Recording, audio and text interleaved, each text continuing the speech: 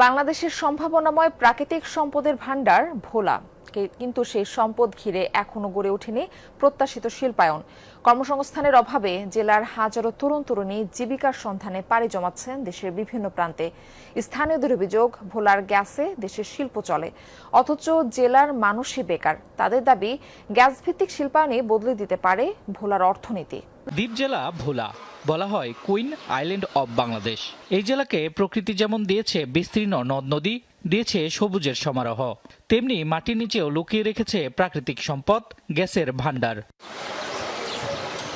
৯০-এর দশকে বোরহানুদ্দিনের শাহবাজপুরে প্রথম গ্যাসের সন্ধান পাওয়া যায়। পরে আবিষ্কৃত হয় ভোলা নর্থ ও ইলিশা গ্যাস ক্ষেত্র।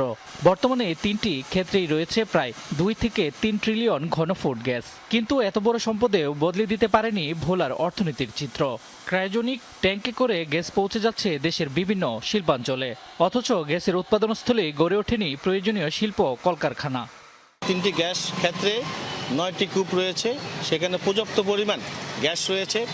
আপনারা জানেন, বিগত সরকারগুলা সেভাবে গ্যাসকে ভোলায় কাজে লাগাতে পারে নাই। জুলাই আগস্ট গণ অভ্যুত্থানে আমরা যে আশা আকাঙ্ক্ষা নিয়ে সংগ্রাম করেছি, তার মধ্যে একটি উল্লেখযোগ্য আশা আকাঙ্ক্ষা ছিল যে আমাদের এই ভোলা জেলার যে আমূল প্রেক্ষাপট সেটা পরিবর্তন করা।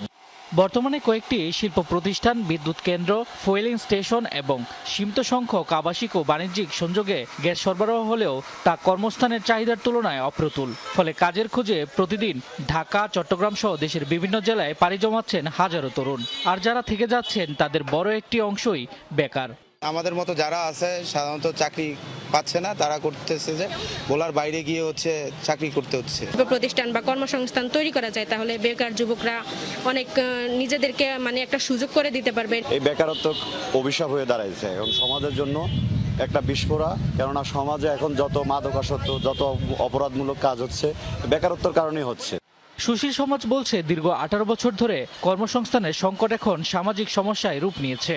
বেকারত্ব বাড়ার সঙ্গে সঙ্গে বাড়ছে হতাশা, আর সেই সাথে যুক্ত হচ্ছে অপরাধ প্রবণতাও। ভোলায় যে গ্যাস রয়েছে, সেই গ্যাস ভিত্তিক শিল্প কারখানা হচ্ছে না।